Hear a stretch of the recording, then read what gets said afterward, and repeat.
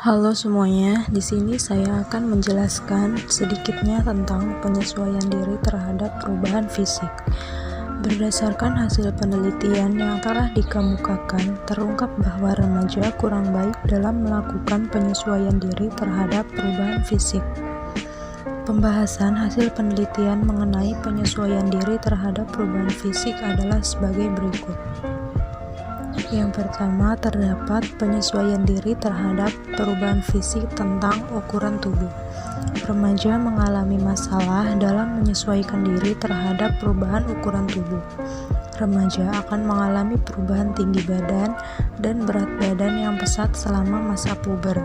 Hal ini sesuai dengan pendapat Mujiron bahwa peningkatan tinggi badan remaja yang terbesar terjadi setahun sesudah dimulainya masa puber.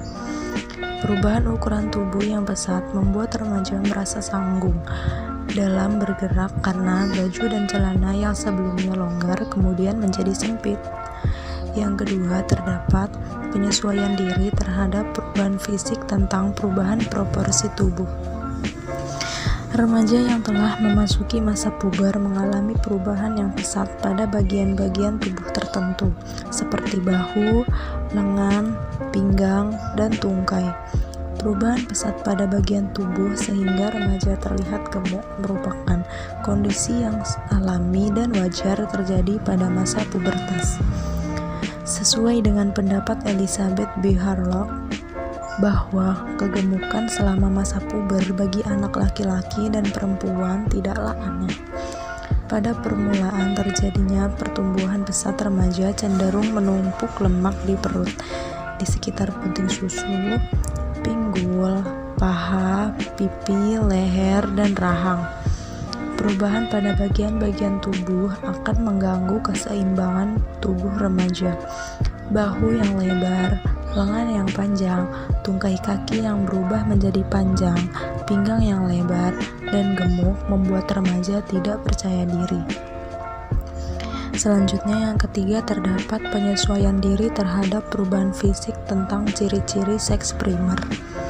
Remaja yang memasuki masa pubertas ditandai dengan pertumbuhan dan perkembangan ciri-ciri seks primer yaitu organ seks. Pada periode remaja, organ seks mulai menjalankan fungsinya. Sesuai dengan pendapat Sunarto dan Hartono Agung bahwa memasuki masa remaja alami, alat kelamin mulai berfungsi, yaitu saat pertama kali anak laki-laki mengalami mimpi basah dan pada anak perempuan yaitu saat pertama kali mengalami menstruasi atau haid. Alat kelamin yang mulai berfungsi akan disertai dengan kematangan organ seksual selama masa pubertas. Remaja kurang menerima perubahan yang terjadi pada organ seksualnya. Salah satu keprihatinan anak laki-laki dan perempuan adalah takut kalau organ-organ seksinya yang membesar akan terlihat melalui pakaian atau keluarnya haid dan basah malam akan meninggalkan bekas pada pakaian tertentu.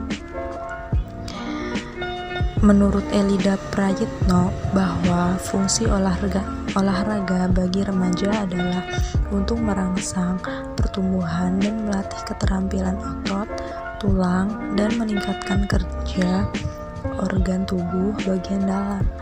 Remaja yang aktif dapat meningkatkan kesehatan organ seksualnya.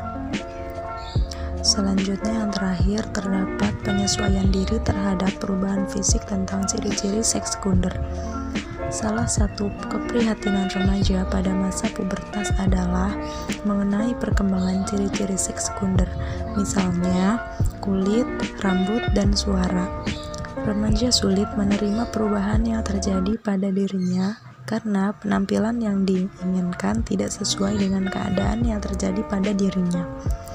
Salah satu tugas perkembangan yang harus dicapai pada periode remaja adalah menerima keadaan fisik dan mempergunakannya secara efektif.